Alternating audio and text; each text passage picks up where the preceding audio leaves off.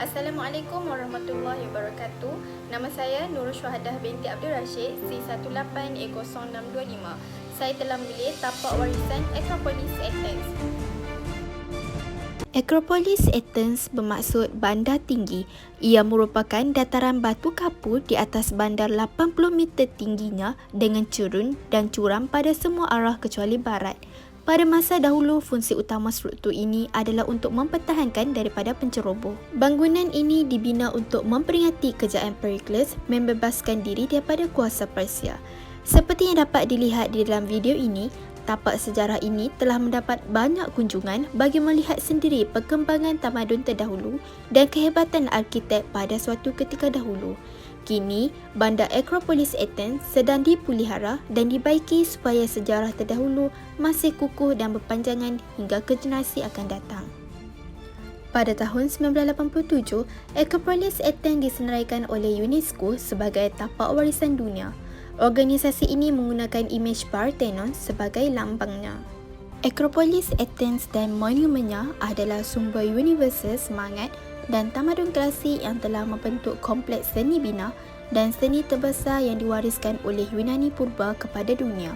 Pada separuh kedua abad ke-5 sebelum Masihi, selepas kemenangan Athens menentang Parsi dan penubuhan demokrasi, mereka telah mengambil kedudukan terkemuka di kalangan negara kota lain di dunia purba. Acropolis mencipta rupa kota Athens.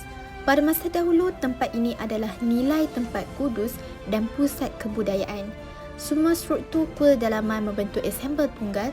Arkitek Acropolis sangat luar biasa dan cekap, di mana semua sebahagian daripada holistik, tidak ada tempat untuk kerawakan bagi bangunan dan monumen ini. Lokasi mereka difikirkan dengan baik dan sangat logik. Asembel ini dibina simetri dan sepadan dengan dua prinsip utama iaitu Greece Purba dan seni bina semasa berbunga yang berbawa maksud harmoni dalam keseimbangan jisim dan persepsi seni bina dalam dinamik pembinaannya. Pusat Acropolis ini terdiri daripada pembinaan elemen Theta Dionysus, patung Prometheus Athens, Propylena, Athens Mezbah Zeus, iaitu tempat perlindungan dan lain-lain. Di atas bukit inilah lahirnya demokrasi, falsafah, teater, kebebasan bersuara yang menyediakan sehingga hari ini iaitu asas intelek dan rohani untuk dunia kontemporari dan nilai-nilainya. Monumen Acropolis yang telah bertahan selama hampir 25 abad melalui peperangan, letupan, pengeboman, kebakaran, gempa bumi, pemecatan, campur tangan dan pengubahan telah menyesuaikan diri dengan kegunaan yang berbeza dan mengikut tamadun, mitos dan agama yang berkembang di Greece sepanjang masa. Acropolis of Athens mengandungi semua atribut utama dalam sepadannya yang menyampaikan nilai sejagat cemerlang harta yang mereka telah miliki sebagai himpunan kemegahan dan unik dalam keadaan cemerlang. Kesempurnaan teknik bangunan purba memastikan ketahanan monumen terhadap kuasa semula jadi melalui masa. Di sebalik kerosakan mengikut peredaran masa yang tidak dapat dielakkan, mereka masih mempamerkan keindahan dan menyampaikan nilai seni dan sejarah yang tidak ternilai dengan memelihara semua ciri secara langsung dan nyata serta mengaitkannya dengan peristiwa dan idea demokrasi serta falsafah. Tidak dapat dinafikan, perubahan sejarah antara abad ke-5 sebelum Masihi dan zaman kita telah menyebabkan kerosakan besar dan sedang berusaha ditangani dengan kerja-kerja pemulihan dan pemeliharaan yang berterusan yang dapat meningkatkan kedua-dua kestabilan dan kebolehbacaan monumen. Akhir sekali, bagi keperluan perlindungan dan pengurusan Acropolis Athens pada masa kini pula, seperti yang kita semua ketahui, Acropolis telah beroperasi sebagai tapak arkeologi sejak 1833 tahun yang lalu, sejurus selepas penubuhan negara Yunani moden. Pada masa kini, harta tersebut dilindungi dengan kuat di bawah peruntukan undang-undang, iaitu mengenai perlindungan barang antiquiti dan warisan budaya secara umum.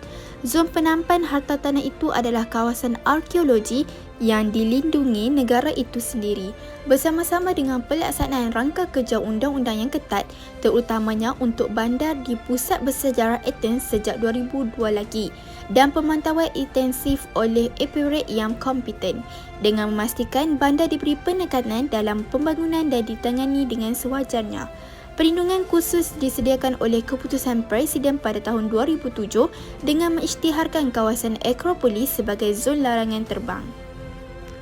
Program penyelidikan yang meluas dan metodologi yang dilaksanakan adalah inovatif dalam bidang ini yang bertindak sebagai titik rujukan untuk projek pemulihan yang lain. Sumber kewangan untuk kerja-kerja di tapak diperolehi daripada belanjawan negara dan juga daripada dana Kesatuan Eropah. Perhatian khusus telah diberikan kepada tapak warisan tersebut dengan menyediakan laluan dan kemudahan pelawat, terutamanya bagi orang kurang upaya. Itu sahaja daripada saya. Sekian, terima kasih.